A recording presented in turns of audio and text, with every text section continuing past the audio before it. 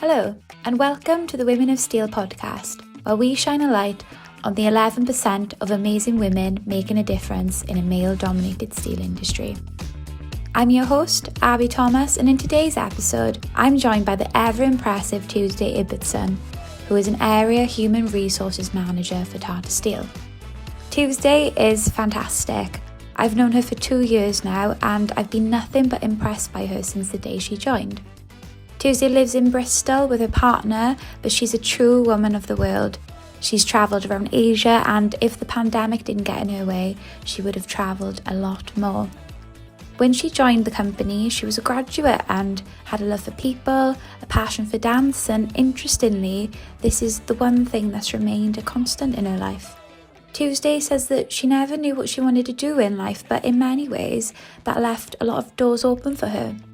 From the Steel Women's Network to mental health first aiding and being a major player in the development of Tata Steel's diversity and inclusion programme, Tuesday puts 100% into everything she does. And I think her passion for diversity and inclusion really shines through in this episode. We have some great chats in this slightly longer pod. Tuesday opens up about an ongoing illness that really took over her school life, and also we talk about some interesting and honest takes on the recent Barbie movie. I won't spoil it for you, so let's just jump straight in. Right, so we've had a 2-week break for the summer holidays. We have. But I'm absolutely cheesed to have you on the podcast Tuesday. I've wanted you on here for a while, and not to creep you out, I think you already know that, but when we sort of thought about relaunching this podcast series, we thought, well, Tuesday is right up there in terms of guests. So thank you so much for joining us today. Thank you for having me. So I feel like we've got so much to get through. There's so much I want to talk to you about. You've got your fingers in lots of pies. I think it's best if we start from the beginning, but first I want to say congratulations on your new job. Thank you. Yeah. Thank you. And I thought maybe you could just talk a little bit about your new job and explain to everyone what you're doing now. Yeah, of course. So I've recently got a secondment into an area HR manager position. So I've been doing it about 6 to 8 weeks now. And I look after the technical department, health and safety, sustainability and environment and process safety. So that's kind of really, working with the areas on their own priorities, whether that be headcount, recruitment, retention, succession, talent and development, and really just kind of understanding what they need from us as a HR department, and kind of liaising, being that person between the business areas and the more central HR operations. And are you enjoying it so far? I'm loving it, thank you, yeah. Really, really enjoying the variety and getting to know lots of different people. Because I've always wondered, how does somebody get into HR? Because, it's such a diverse department. There's so much you can do within HR. So much. And you obviously joined us as a HR graduate 2 years ago now, isn't it, almost? Yeah. But, what were your thoughts in school? Did you want to be in HR when you were in school? I can't imagine any sort of teenager thinking, right, what am I going to do? HR. Yeah, no, not at all. I didn't know what I wanted to do, and honestly, I still don't to some degree. Yeah. But when I was in school, I think I've wanted to be everything. Yeah. But what was consistent is that I just love people, and I loved helping people. I loved, any interaction with different people, whether that be, different age range, people from different countries. I was just so interested in people's lives and why they do the things they do. And when looking for kind of degrees, I was very much going down a business route, and just stumbled across a HR course that once I spoke to the course leader at an open day, I knew, right, this is for me. Whether that meant I was going to go into it as a profession, I just knew that's what I wanted to study. And here I am. Yeah. But you have a passion for dance, don't you? Because you teach dance outside of work as well. Is that what you wanted to originally do, or? Yeah, so I wanted to study dance at uni. I've always danced, and not that my family wouldn't have supported me going, but they were less encouraging about doing a dance degree than something, in their words, a bit more practical. Which actually, looking back, I'm so glad. I really made the right decision, because now I get to do dance on my own terms and still have a career that I love. So, you know, it definitely worked out for the best not doing dance, because I was able to join a society, continue competing, and now obviously into the teaching. So as I say, I get to do it on my own terms now, and I've kept my love for dance because of that, I think. Yeah. You say, though, that you joined a society. Didn't you start a society? You were telling me about this the other day. That's impressive. I did, yeah. So I joined the dance society in my first year, and in my second year created a Rounders society. Round a society. It was okay. Rounders, yeah. So we wanted just a place that anyone could go, that it wasn't going to be cliquey, it would be all-inclusive. If people wanted to compete and do tournaments, they could. If people just wanted to come on the socials, they could. And if people just wanted to do the regular training and get a bit of physical exercise every week, that was fine as well. And we actually did get 63 members sign up in our first year, which was incredible. Yeah. Really successful. We did a few tournaments. We were actually undefeated in our first year. It was like Fair play. some sort of beginner's luck, I think. It just kind of went from 0 to 100. It was amazing. Yeah.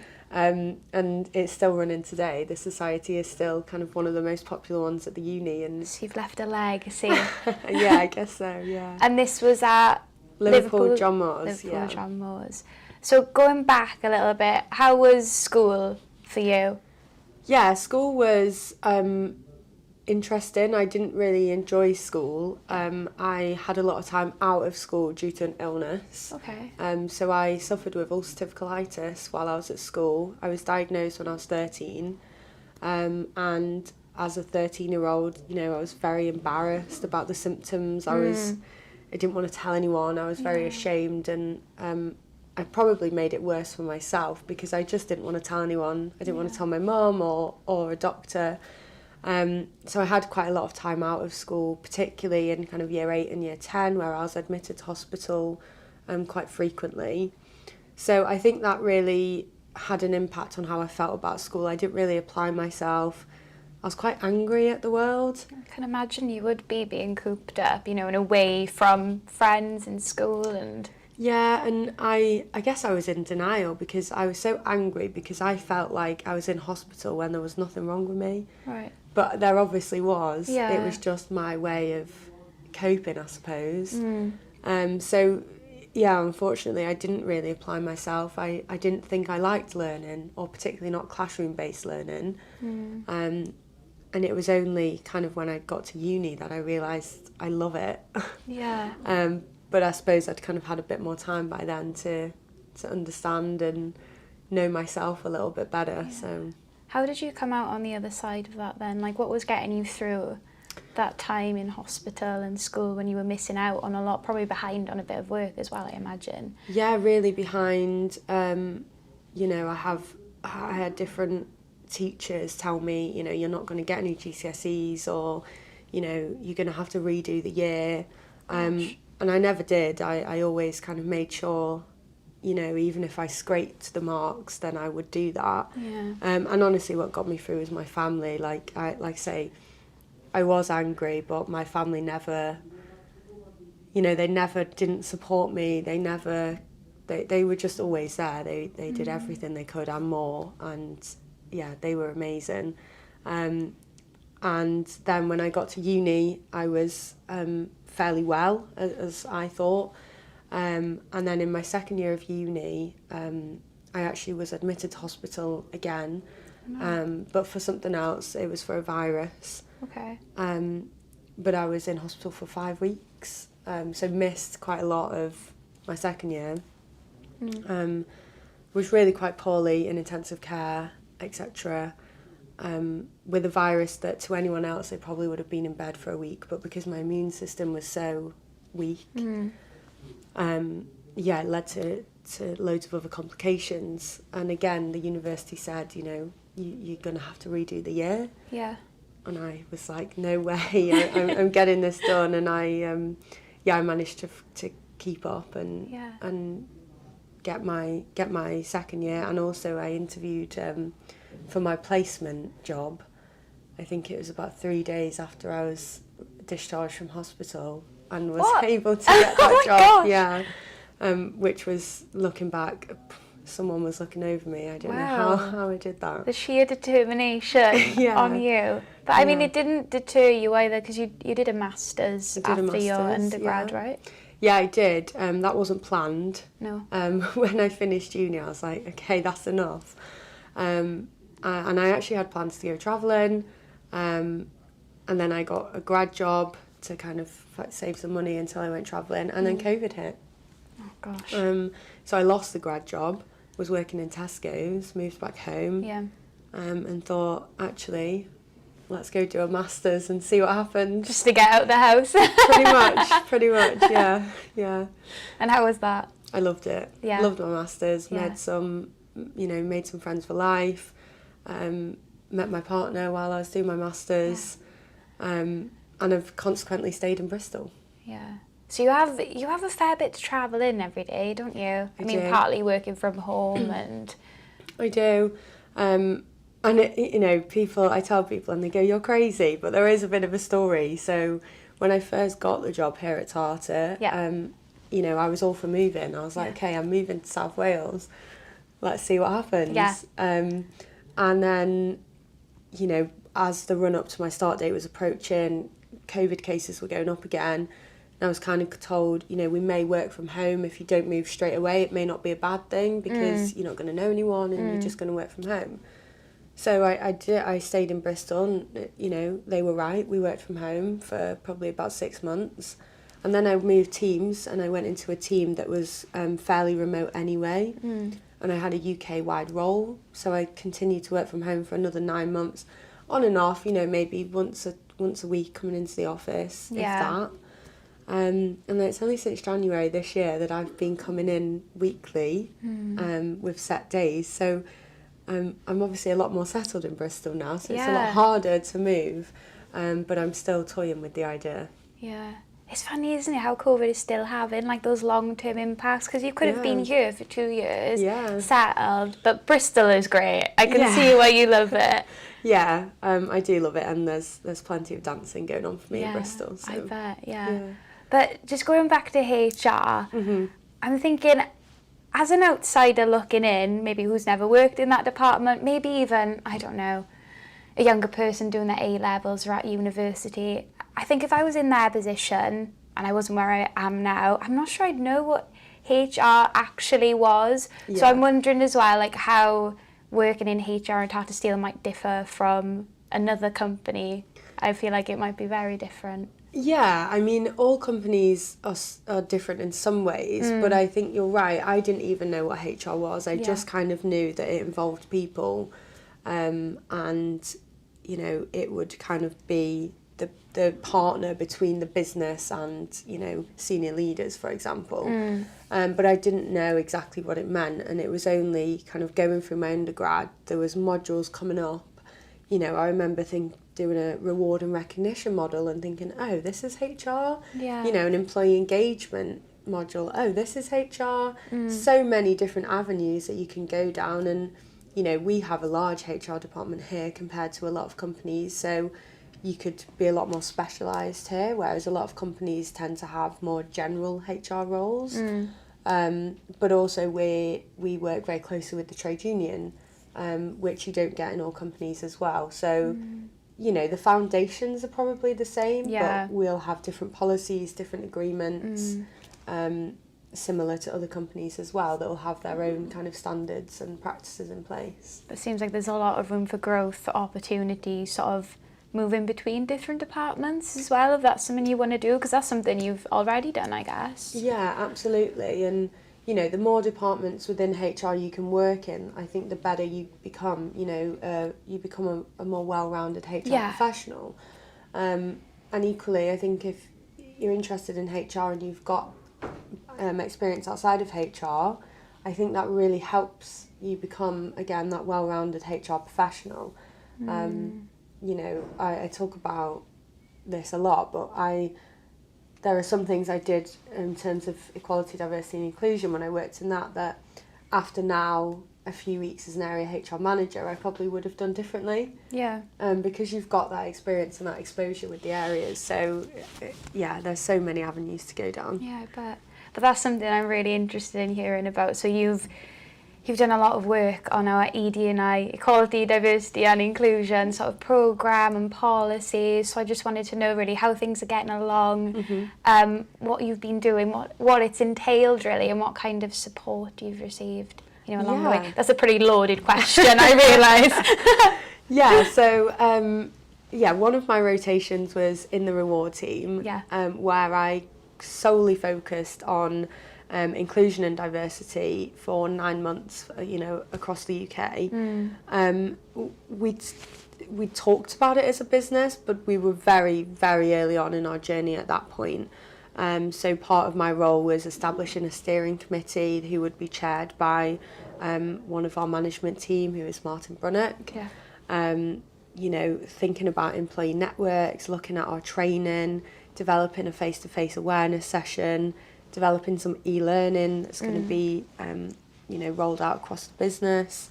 But also looking at things that, you may not associate with inclusion and diversity. So things like the accessibility of our buildings, the accessibility of our software, our recruitment process. Are we able to think about reasonable adjustments right from that very beginning, from the application stage? What does our website look like? How are we attracting the best candidates and the best people for the roles? And a lot of my role has been breaking down some of the barriers, the resistance to change, and some of those real challenges, I think, has kind of been trying to uncover those, understand them, and put something in place to overcome them. So what's the reception been like then? You say that there has been some challenges along the way. Yeah, there's always going to be challenges, I think, with whatever change you're trying to make. I think, inclusion and diversity can be such a sensitive subject, and I think one of my kind of key, something I think is part of my role is making sure that we're including everybody and we're making a space that's safe for everybody, and that means everyone we employ. So, I'm part of the Steel Women's Network, but we don't want a business that is only okay for women. All we're trying to do is create an equal playing field. And that's not just women, it's, different things, it's different sexualities, different race, different religion. It's everything. I'm probably biased, but I think inclusion and diversity actually they're everywhere. You could find it in everything. You look at mental health, which we have a huge focus on in the business, which is fantastic.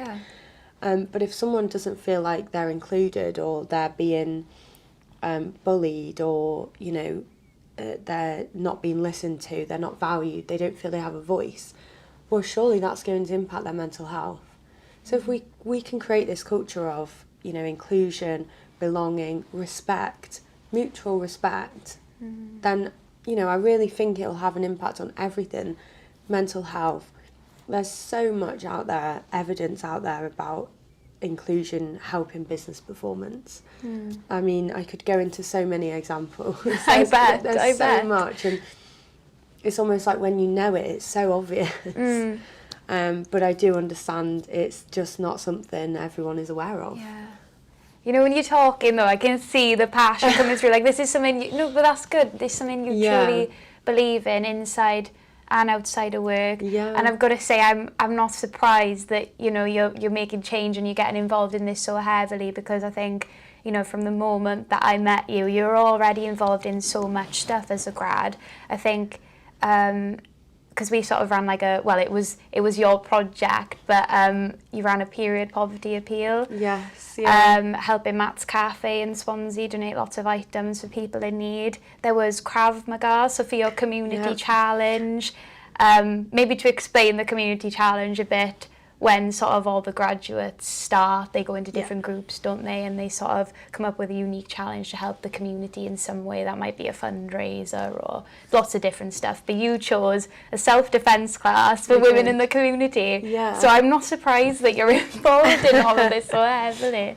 Yeah, no, I mean, both the period poverty campaign and the community challenge was so successful. Yeah. And that was purely because of all the people, you know, it was not a solo effort. No. It was really seeing everyone's passion for it. You know, people were so supportive, and as soon as you engage with someone, you know, it was like, yes, let's do it. Yeah. I mean, we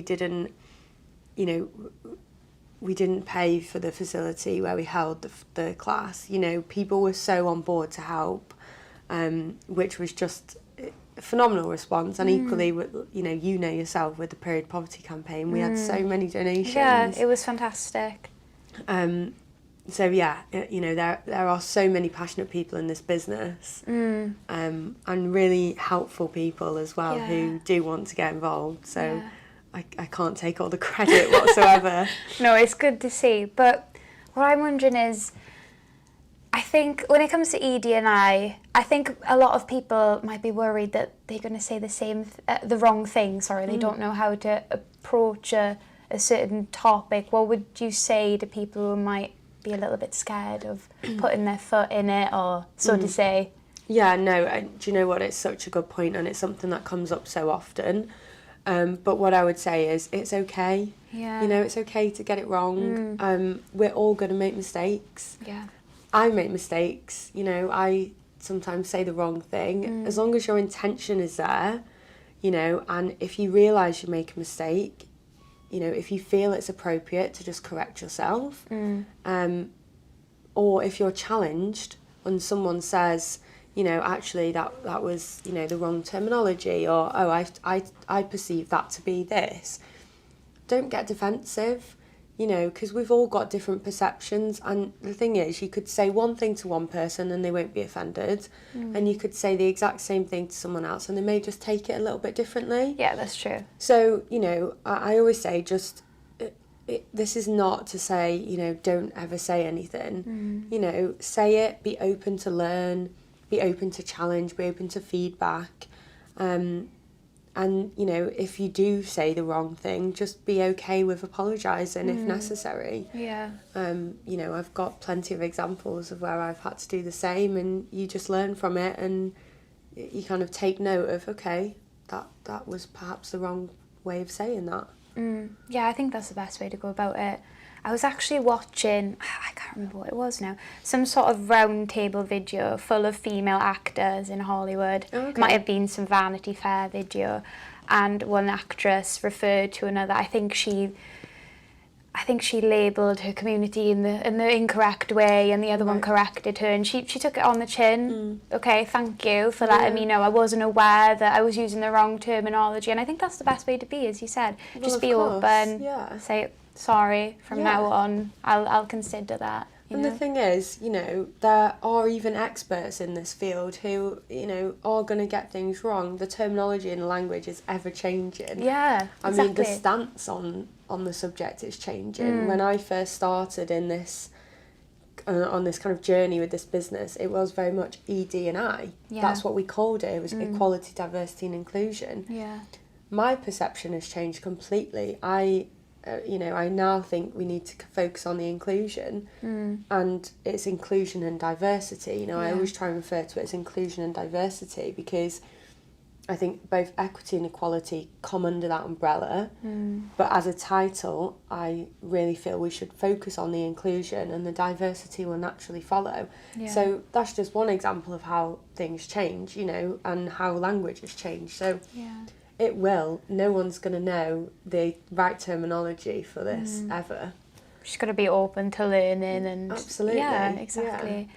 I think, though, and we've spoken about this before, so I think it's easy sometimes, again, as an outsider looking in, to look at a company and think, oh, you know, is that another tick box exercise? Are they doing this, you know, just to please? But I think it's clear, not just from your passion, but all the hard work, you know, of everybody who's working on this. And it's been quite a diverse sort of working group, hasn't it? Yeah. Working on this programme. And something else that we were chatting about earlier, so the Barbie movie. You know, it's been received amazingly for the most part. I loved it. I think it was fun. I loved it. I've gone with the pink. You've got the pink on today, repping Barbie. I loved it. I laughed all the way through. I really appreciated it. I've seen it twice, so you know, I have to like it. But yeah, it's been critiqued for a few things. So I think one of those things is that in a lot of its messages, it was a bit too general. It didn't consider things like intersectionality, and I think it's difficult, you know, when you're making a film, and it's a female director, obviously Greta Gerwig, who made this film, but yeah, it's got to have mass appeal, so you're never going to please everyone, and you might end up alienating some people along the way. And I think, you know, there's some links there, because when you're creating a program for a massive company, 8,000 people, how do you make it that it's tailored to everyone? Or yeah, do you know what I'm saying? Yeah, do you know, it's so relevant, because it's conversations we've had about our approach here at Tata. You're exactly right. You know, as I've said, I'm part of the Steel Women's Network. Yeah. But, you know, we don't want a business that's only okay for women, or only really good for women, or only exceptional for women. It needs to be exceptional for everyone. Yeah. But with that, there will be women in the business who are part of the LGBTQ plus community. Exactly. So they'll have further disadvantage. There may be women who are also disabled. So that will also give that extra disadvantage. So, you know, we've also been very clear in our networks that we don't want to create silos, you know, and that people will kind of fit in, you know, into different networks and communities. Yeah. So, you know, it's very relevant, I think, just to comment on the Barbie movie, because I also love it, without getting too political. You know, look, Barbie was so successful in what it put out to do, you know, and women are still so far behind. Yeah. So let's just take a step to fix that, and then, you know, everything else will come. I mean, the objective was to start the conversation, and I think that, you know, that has been met. Yeah. You know, we've started the conversation. I think hopefully it's opened a lot of people's eyes. I mean, I went and watched it with friends who did say afterwards, I didn't know that, you know.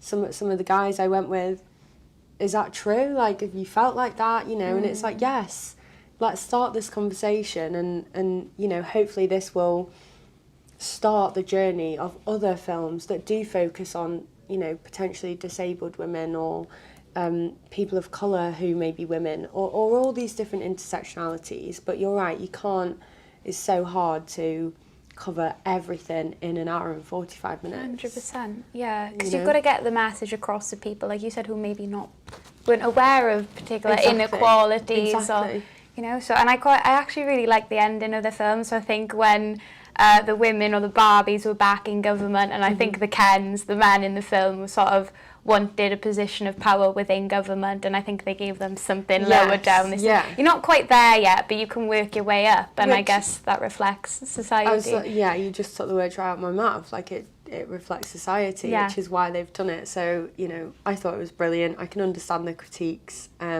But back to the original point, very relevant for us here. Yeah, you know, we've gone down all sorts of avenues. You know, we want to support everyone in our business, and that does mean there'll be, as I say, people in the LGBTQ+, people of a different religion, different genders, different race, different ethnicities. There's so many, and we want, you know, we do want a business that is inclusive for absolutely everyone. Yeah, yeah. And I'm involved in a couple of networks too, obviously Steel Women's Network with you, Magnet, so that's the group for young professionals in the company, but even like the LGBTQI+ network, so, you know, that's something that I'd like to contribute towards, if I could be an ally in some way. And I think that, yeah, we need to remind people that that's okay too, even though, Yeah.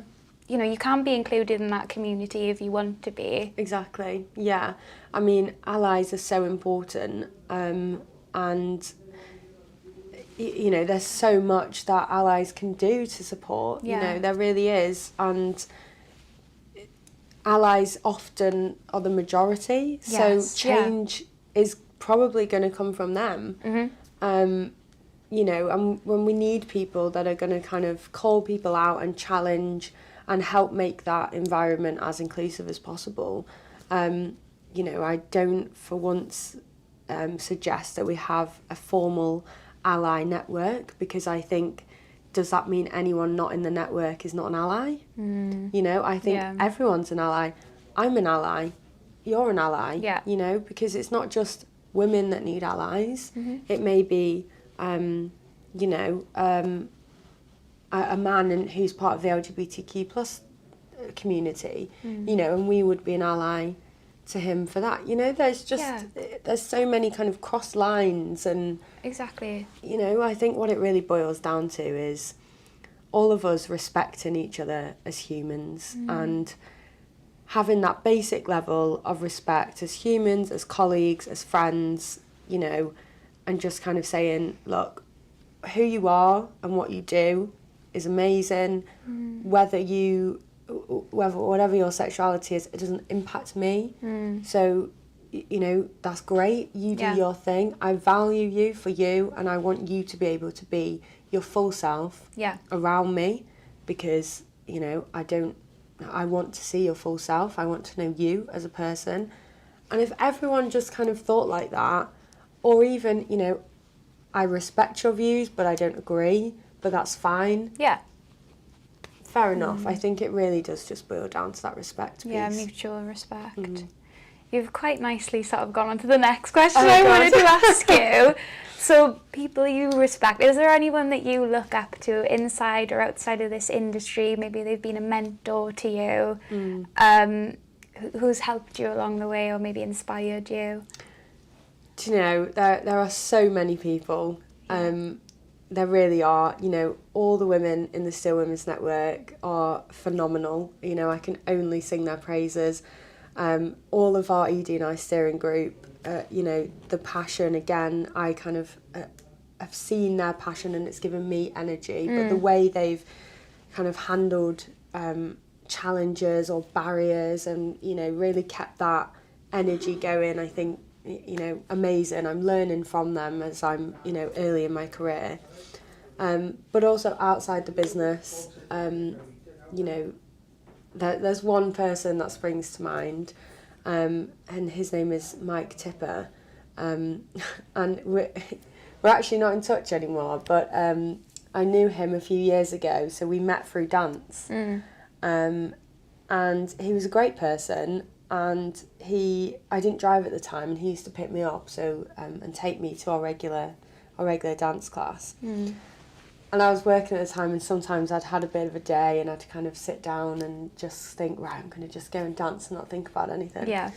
And every time I got in the car, it would be, Tuesday, what have you learnt today? Oh. Tuesday, how have you contributed to your dreams today? Tuesday, what impact have you made on someone's life today?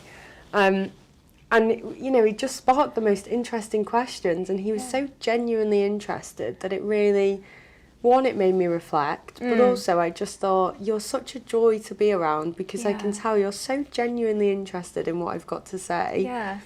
And, you know, he was just brilliant, and I always thought, I want to take a bit of that with me. You know, I'm interested in what people have got to say, but have meaningful conversations and connections. Yeah. You know, he really did build meaningful relationships.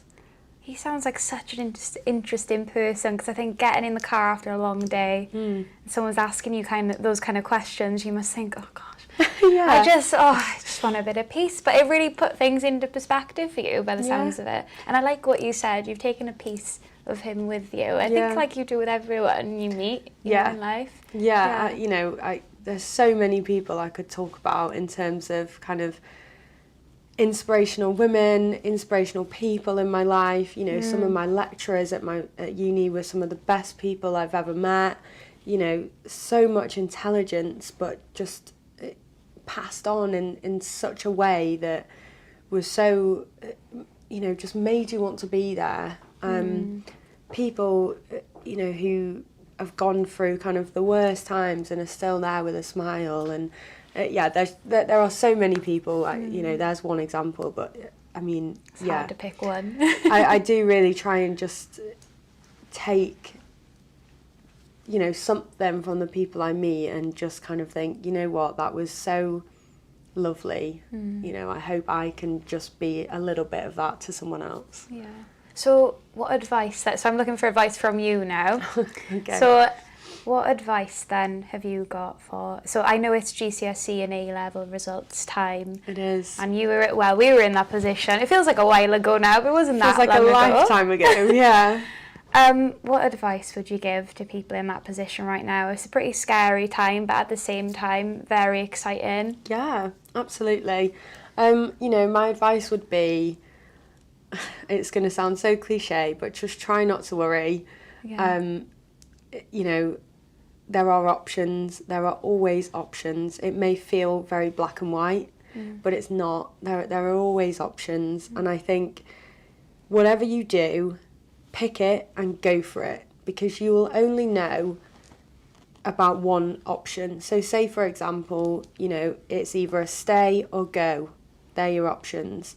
We'll only ever know about one option. So if you decide to go, you'll never know what it was like to stay. So why wonder? And if you stay, you'll never know what it was like to go. So pick what you're picking, go for it, go wholeheartedly, put in everything you can. And the moment it's not teaching you, challenging you, or giving you energy, or it's having any kind of negative impact on your mental health, change it up. Do something different, because when you keep doing the same thing, you'll keep getting the same outcome. But I think as long as you're learning and as long as you're being challenged enough, then I think, you know, carry on and just do it. I love that, because I think it takes the whole sort of take risks piece of advice that I hear a lot of people give and flips it on its head. Because again, if you don't try something, how are you ever going to know what it brings and what opportunities it might bring for you? So, because I think when people in the past have told me, oh, go for it, you know, take a risk, I think again it reminds you of that, you know, sense of fear that there might be if something goes wrong. I think it's about reframing that. And do you know, every day can be so scary, and all our options are, I think, a lot of where we get to is half chance. Yeah. So try not to worry, try not to compare yourself to others, and like I say, just go for it wholeheartedly. The other thing I would say as well is, if you don't know what you want to do, don't worry. Some of the most interesting people I've ever met are, you know, later in their career and they still don't know what they want to do. You know, they've tried different things, they've experimented. So yeah, I think, you know, I still don't know what I want to do, but I'm just enjoying the journey. So I would try and encourage everyone else to do the same. Yeah, that's great. So what do you think the future holds for you then? Have you got anything you want to achieve? I mean, yeah, loads. I don't even know why I asked that question. I know you've got lots you want to achieve, so. Yeah, I mean, you know, I'm just over a month into the secondment, so you know, I really want to gain my experience working at this level. You know, it's a level up from the graduate programme, so you know, I really want to build that experience, continue to build my relationships across the business. I really want to see this business take inclusion and diversity seriously. You know, I think we are making change, we're making progress, but you know, I think we can do more. Yeah. I don't see a reason why this business can't be the best business there is, you know. And I know that might sound a bit out there, but I really believe that, and I really believe that, you know, we can be inclusive for everyone. You know, we can have the best practices, and we really can create an environment that people want to come and work in.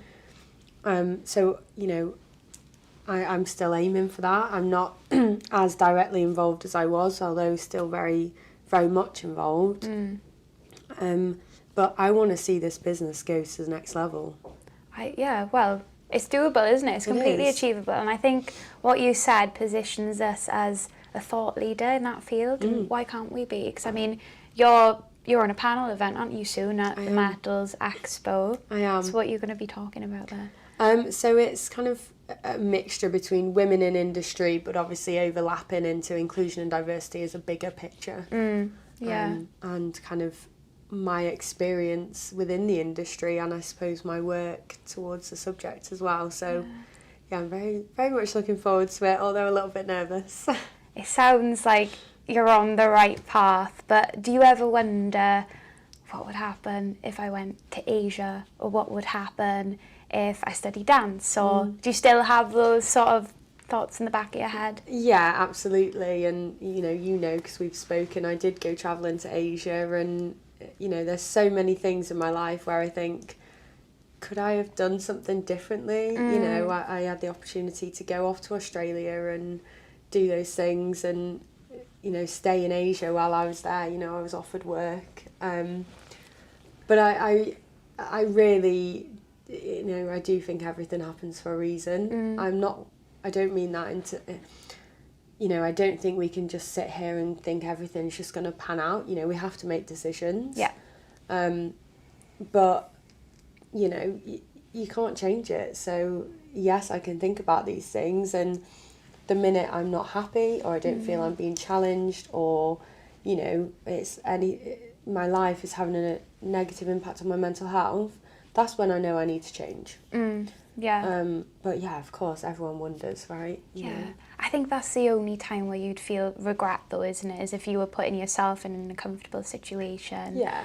Or like you said, it was a detriment to your health. Only then, I think, should you really feel regret. But I think everyone has those thoughts, and I've talked about it a million times on the podcast. I think at our age as well, like early to mid-20s, your life's ahead of you. Same with everybody choosing their A-levels and GCSE results or university courses. Yeah. But you can't be deterred by the future. You just got to think about it openly, and whatever comes your way, fantastic. Yeah, and there's probably one more thing I'd add to that. I think I, in some ways, was quite lucky because I never had any expectations of my life. And that was probably down to being so poorly, through my teenage years, right up until I was 20. I never really thought too far ahead because it was kind of just survive, it was just, let's just get through this and then see. So, it wasn't like in school I was studying particularly to get to A-levels and A-levels just to get to uni, like a lot of people do, because that's quite normal and natural. Yeah, it's the standard for most, isn't it? Whereas, it was just kind of day to day for me. I never had those big expectations of my life. I applied to uni very late. I went to college and then dropped out before I got to my sixth form. So there was never really a plan, and that's kind of carried on with me. I didn't plan to do my masters. I only went a few months before. So yeah, kind of not having those expectations has kind of given me a bit of, oh, this is actually a bonus. Look at this is great. So I suppose that helps in some ways. I think, though, you are so right about what you said earlier. The most interesting people are the people who still don't know what they want to do. And you are 100% one of those people. Oh, thank you. Because you've made so many great contributions already to our industry and our company. You've always got something interesting to say. You've got so much going on outside of work as well. I'm bigging you up now, but you need you to are, be. Thank you. I'm blushing. But yeah, it's been fantastic talking to you today. Thank you. Best of luck in the panel event as well. I know you'll do great. Thank you. And yeah, thank you for joining me with Steel. No, thank you for having me. I think what you're doing is great. I think, just to pig you off a bit as well, because you honestly do deserve it. You've helped so much with the Steel Women's Network, bringing this podcast back to life. You're really pushing for it as well, and I honestly think you're going to do amazing things. So thank you for having me. Thank you on you, Tuesday. Thank you. Start welling up now, both of us. Thank you. Wow, bit of a longer episode today, but so interesting. I really could have spoken to Tuesday all day about diversity and inclusion, Barbie, lots more. Me and Tuesday are actually the same age, but in many ways I think she's so wise beyond her years, and I do think this could have been because of what she said earlier on in the episode. She said that she takes a piece of whoever she meets with her, which I really liked. I can't wait to see Tuesday grow and develop, and I'm so glad that she's in my generation of steelworkers and future leaders who are going to bring the industry forward. Also, just to add, I think it's so impressive how she overcome a lot of challenges in life, from struggles with school and her illness. I was really shocked to hear her open up about this, and just inspired how she came out on the other side and is very open about it all. So yeah, I can't wait to see Tuesday go from strength to strength, and wish her the very best of luck at the UK Metals Expo. I can't wait to see her there. I hope you enjoyed this episode, and join us next week for another interesting conversation with a woman of steel.